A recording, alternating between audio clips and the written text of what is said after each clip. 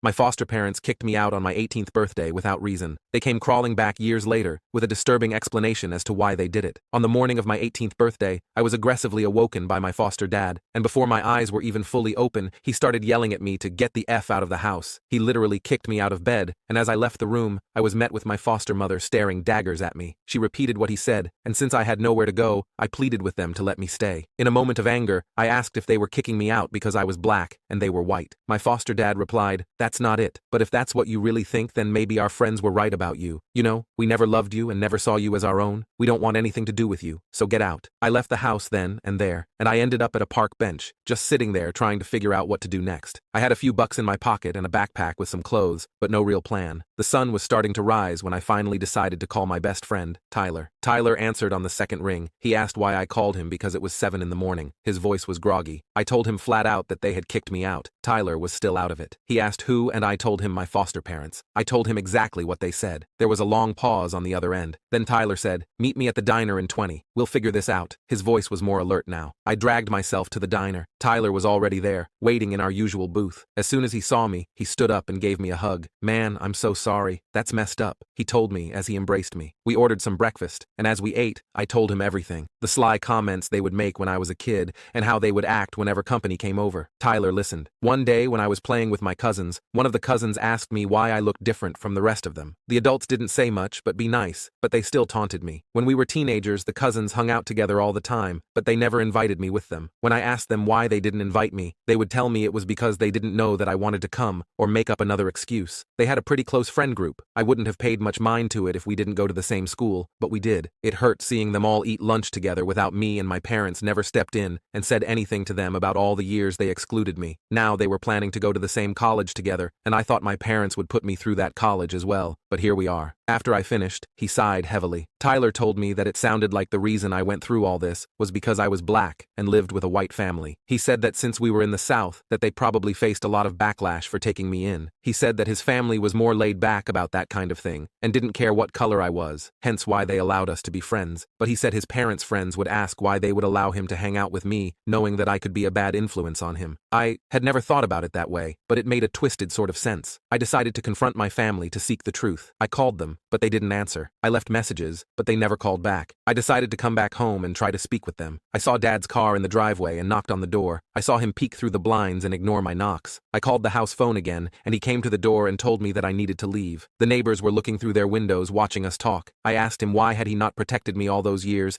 and why they decided to kick me out on my birthday. He said again that I needed to leave and threatened to call the police. I left just as quickly as I came. I couldn't believe he threatened to call the police on me after taking me in when I was 3 and raising me until today. They turned me away, and I felt like the little boy that no one wanted to play with all over again. I made the difficult decision to leave my hometown. I moved to a new city, a bit further north. The first few months were incredibly tough. I stayed in a shelter for a while, saving up every penny I earned from a bunch of dead-end jobs. Eventually, I managed to rent a small, run-down apartment. It wasn't much, but it was mine. I enrolled in night classes at a community college and worked during the day. I was exhausted all the time, but I was determined to make something of myself. Years passed. I finished my associate degree and landed a decent job as an administrative assistant at a marketing firm. It wasn't glamorous, but it was stable, and I was good at it. I even got a few promotions along the way. Then I met Jasmine. She was a new hire at the firm, and we hit it off immediately. Jasmine was smart, funny, and incredibly kind. She had this way of making everyone around her feel special. We started dating, and before long, we were inseparable. A few years later, I planned a perfect night for her and I. I had been planning this evening for months, saving up every spare penny to make it unforgettable. Jasmine deserved the best, and I was determined to give it to her. We arrived at the rooftop restaurant just as the sun was setting. The sky was beautiful. It was pink and gold as the sunset. Jasmine's eyes showed her excitement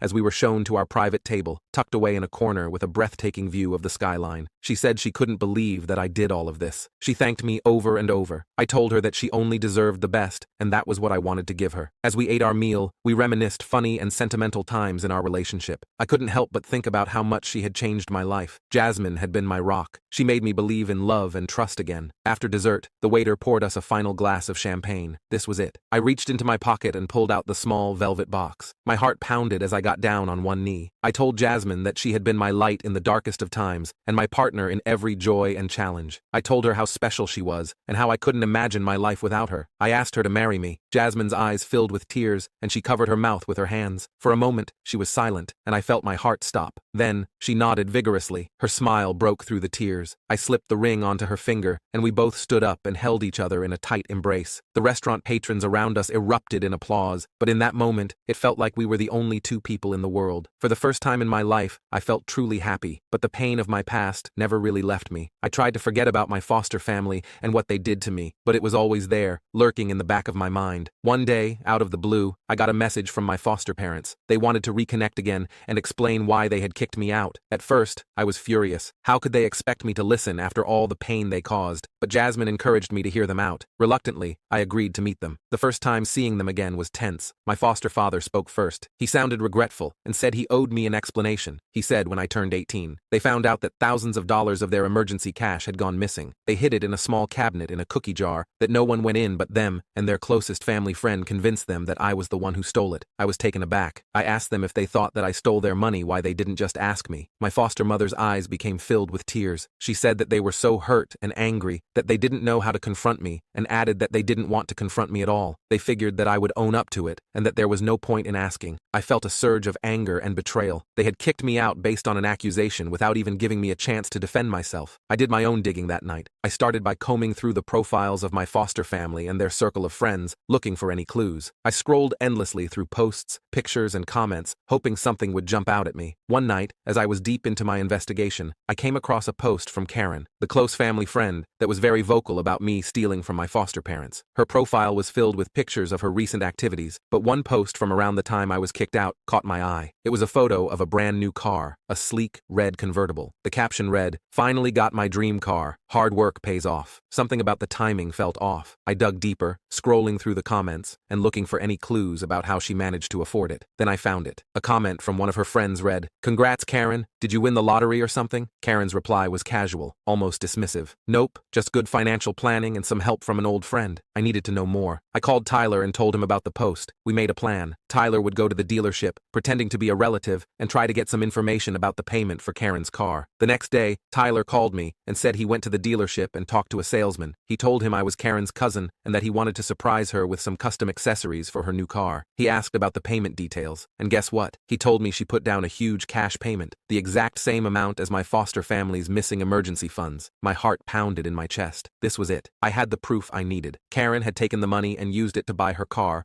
all while letting my foster parents believe I was the thief. I decided to confront Karen directly. I went to their house. When I told them all that I knew, she broke down, confessing everything. She said she was in a bad place financially and felt like this was her way to enjoying her life. She said she panicked about how sorry she was. Then she talked about how she didn't mean for it to get this far. I recorded our conversation on the phone stored in my pocket. After I got what I needed, I went back to my foster parents. They were deeply apologetic. They said they were so sorry and that we were wrong and should have trusted me. I told them that I appreciated their apology, but the lack of trust they had in me mixed with the treatment I received growing up was too much baggage to have a relationship after that. They threw me out without any real evidence, and I couldn't just forget that. As my wedding day approached, I made a difficult decision. I chose not to invite them. I knew that inviting them would bring on more pain on me and Jasmine's special day. They were hurt when they found out the news, but they respected my choice. On my wedding day, I was surrounded by friends and loved ones. I felt a sense of peace I had never known before. I had built a new life, one filled with love and happiness, and I was determined to protect it. The journey had been long and painful, but I had finally found my way. With Jasmine by my side, I looked toward the future. After the wedding, life continued to improve. Jasmine and I bought a house, and we talked about starting a family of our own. The pain from my past didn't vanish overnight, but it became easier to manage with time and the support of my new family. I kept working hard at my job, and eventually, I got promoted to a management position. It was a big step for me, and it felt like all my hard work was finally paying off. Jasmine was always there, cheering me on, and I knew I couldn't have done it without her. Every now and then, I'd get a message from my foster parents, usually around the holidays. They kept apologizing and asking for another chance. It was hard to know what to do. Part of me wanted to forgive them, to rebuild some kind of relationship, but another part of me was still so hurt and angry. One night, Jasmine and I were talking about it, and she said something that really stuck with me. Forgiveness doesn't mean you have to let them back into your life. It just means you're choosing to let go of the anger for your own peace. I thought about that a lot. I realized I was holding on to my anger, but it was also weighing me down. So, I decided to forgive them in my heart, even if I wasn't ready to let them back in. A few months later, I wrote them a letter. I told them I appreciated their apologies and that I forgave them for what they did. I also explained that I wasn't ready to have a relationship with them, but I wished them well. It felt like a huge weight had been lifted off my shoulders. Life went on, and things got better and better. Jasmine and I had our first child, a beautiful baby girl we named Lily. Holding her for the first time, I felt a kind of love I'd never experienced before. I promised myself I would always be there for her, no matter what.